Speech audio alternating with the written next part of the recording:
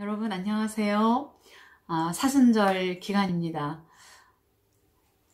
사순절을 생각할 때마다 하나님이 우리에게 부어주시는 은혜가 얼마나 큰지, 아침에 일어나면 아무리 코로나 때문에 사람들이 웅크린다 할지라도 기온의 이 따스함이 우리의 마음을 녹아내고 있습니다. 이것이 바로 그레이스, 하나님의 은혜입니다. 오늘 이런 하나님의 은혜 가운데 아주 특별한 선물을 가지고 나왔어요. 그 특별한 선물은 바로 이거예요. 호의, 페이버. 우리나라 국어사전에는 잘 표현되어 있지 없습니다. 하나님의 아주 큰 은혜보다 더 큰 것을 담고 있는 이 페이버. 이 책의 저자는 하형록, 한국 이름이고요. 미국의 이름은 팀 하스라는 이름을 가지고 있습니다.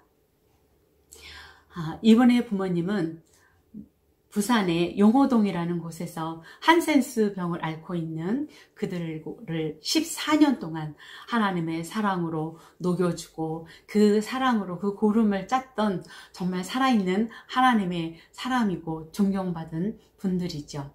어느 날 이 소식이 전해지자 미국에 있는 어떤 분들이 이분들의 삶과 이 모든 것을 보시고 미국으로 초청하게 되었습니다.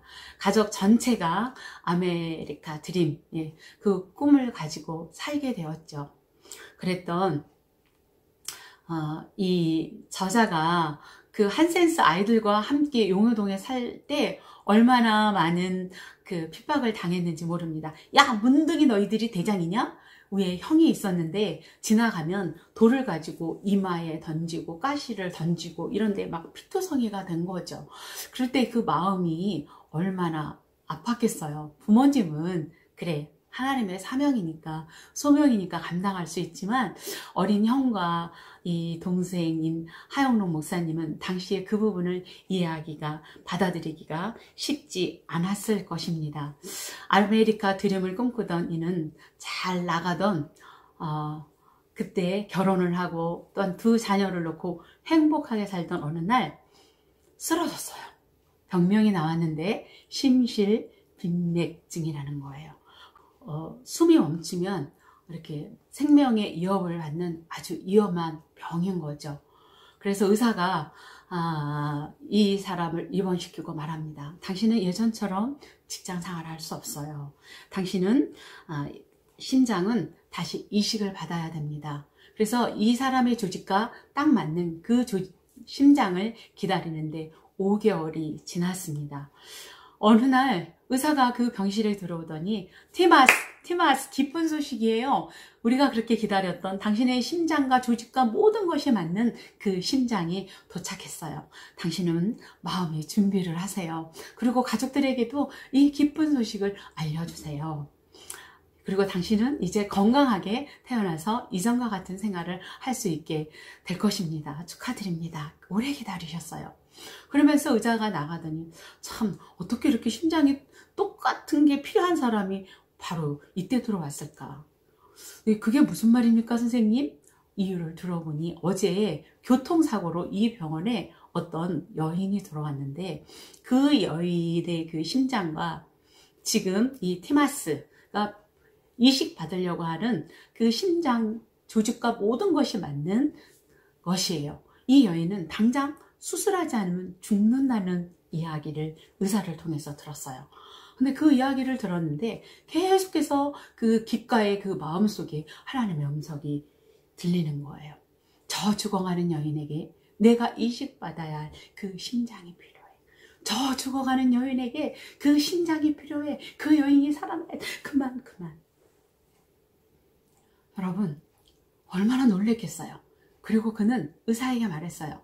저 선생님, 내가 이식받아야 할 그 심장을 저 여인에게 이식시켜 주십시오. 그래서 그 여인은 그 심장 이식을 받고 건강하게 이렇게 태어날 수 있게 되었습니다. 그런데 여러분, 이 티마스는 지금 이 심장이 그 상태로 수술하지 않으면 불과 7일 아니면 길어야 일주일 살 수 있는데 그러다가 쓰러졌어요. 여러분, 그 수술을 했던 담당 의사는 정말 얼마나 간절히 소원했겠어요.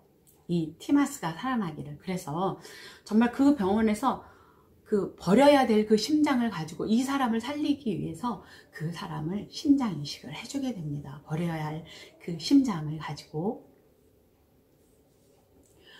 이 사람은 아무것도 모르죠. 그리고 이제 태어나고 집에 왔어요.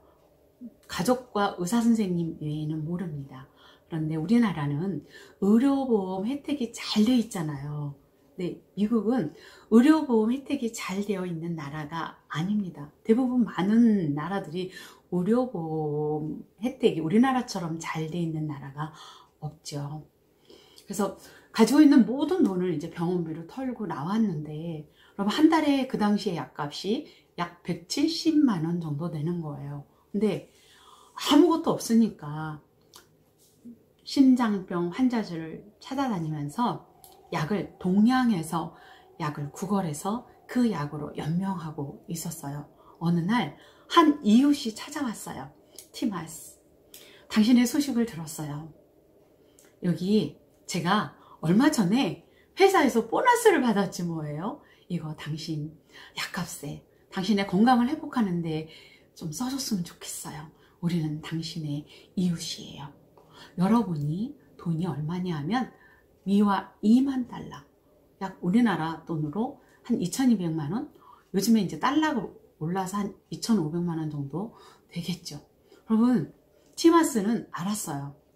당시에 엔지니어가 그렇게 어마어마한 보너스를 받지 않는다는 사실을요. 이 집은 몇 년 전에 아주 헌 집을 사서 이렇게 살아가는데, 이 헌 집을 수리하기 위해서 부부가 알뜰하게 돈을 모았어요. 부인은 이웃집에 파출부로 가서 그 돈을 모았던 돈 전부가 2만 달러였던 거죠. 그런데 이웃이라고 와서 돈을 당신의 약값으로 써달라고 이야기하는 거예요. 이분들은 하나님 몰라요. 그런데 이 티마스는 어려서부터 하나님 사랑, 그것이 이웃 사랑으로 나타나야 된다 하는 부분을 정말 그렇게 깊게 생각해 보지 않았었던 부분이었거든요.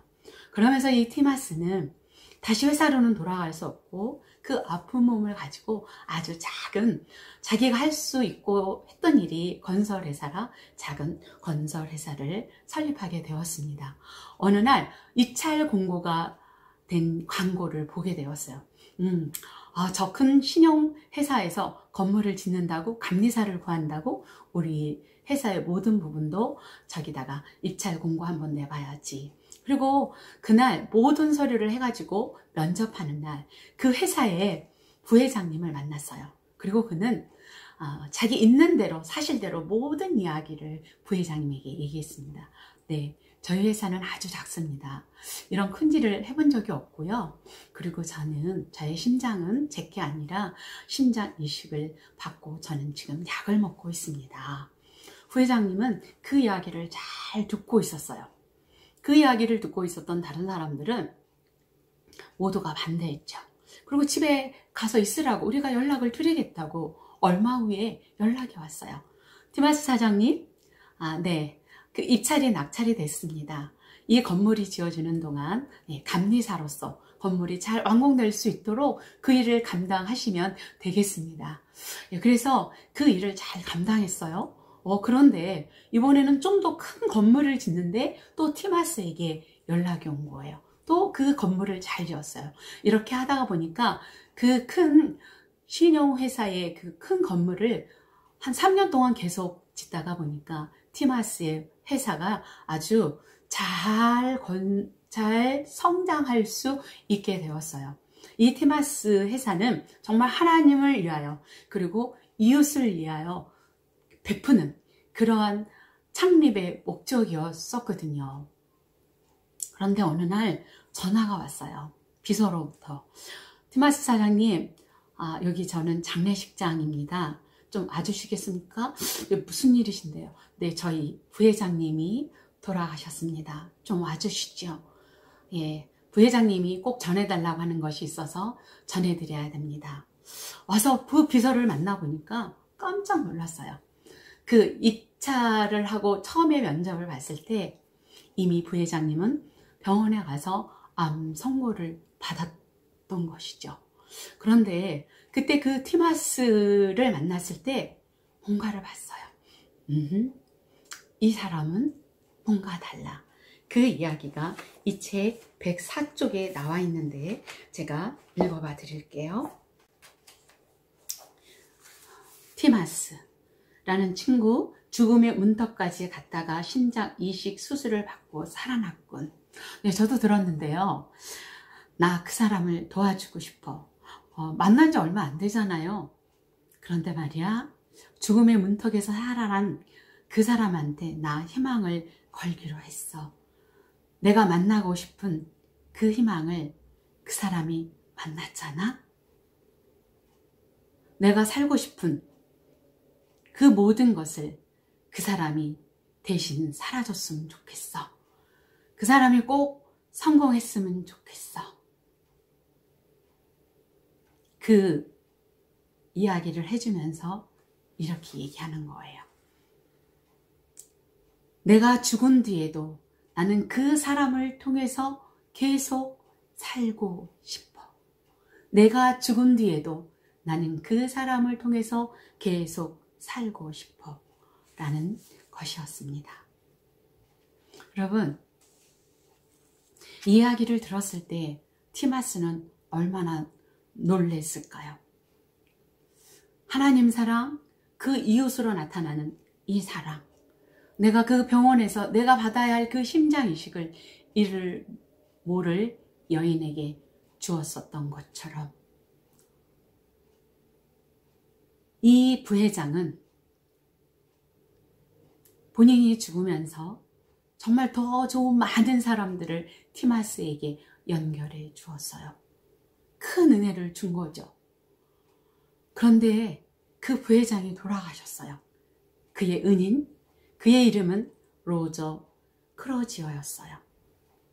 어떻게 이 은혜를 보답할까 그는 생각했어요.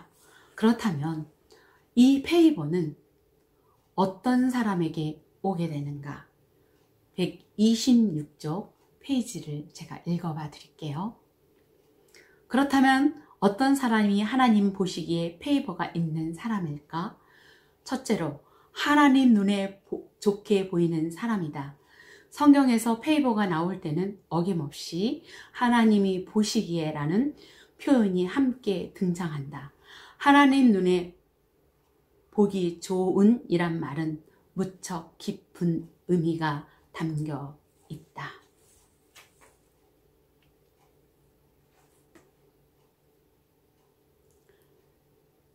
(129쪽에) 이웃을 돕기 위해 이 페이버가 찾아올 때에는 철저한 자기 희생이 있어야 한다. 이웃을 돕기 위해서는 철저한 자기 희생이 있어야 한다. 내가 심장을 얼굴도 모르는 여인에게 내어준 것처럼, 내 친구 부부가 그들의 돈을 거저준 것처럼 이웃을 위해 자기의 것을 희생하는 것이다. 그때 바로 페이버가 찾아온다. 이 놀라운 것은 페이버의 축복을 모르는 사람에게도 페이버의 축복이 온다는 것이다. 저는 이 페이버의 축복에 대한 이야기를 하면서 저의 이야기를 할게요. 저희가 오래전에 그 당시에 저희가 가진 전부가 퇴직금 50만 원이었는데 어떤 목사님이 교회를 개척한다 그래서 저희가 서울로 이사 오면서 그 50만 원 전부를 개척자금 장의자를 살 때 사시라고 드렸어요. 저희는 아무것도 없었는데. 그리고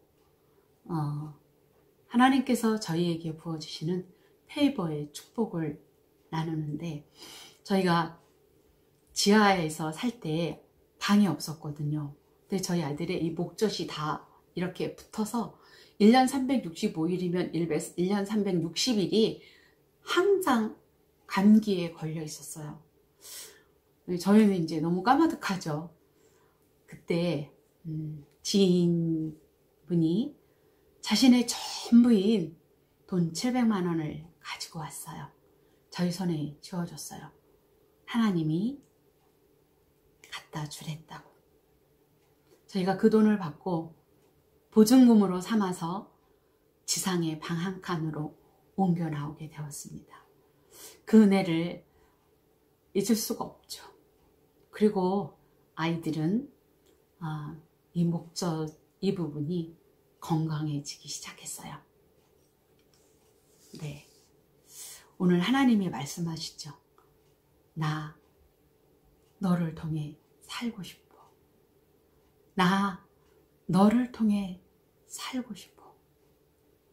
나 너를 통해 살고 싶어. 오래전에 저희 남편이 되게 힘들고 아파서 못 일어날 때 하나님께서 주셨던 말씀이 있어요. 아들아, 너는 이 십자가의 은혜가 뭔지 아는 아들이야. 너는 그 은혜를 깊이 가슴에 새기는 아들이지. 너는 내 가슴에 있는 아들이야. 그 음성을 듣고 일어나게 되었어요. 페이버. 네, 하나님의 호의. 이 사순절 어간에, 이 고난 어간에, 신종 코로나19 이 어간에 페이버의 축복이 저와 여러분의 가슴을 녹였으면 좋겠습니다. 예, 여러분, 마지막으로 제가 여러분에게 부탁드리는 것은 동영상 밑에 보면 빨간색 구독 있어요. 좋아요, 그리고 댓글 남겨주시면 제가 더 힘이 나서 잘할 수 있을 것 같습니다. 여러분, 감사합니다. 축복합니다.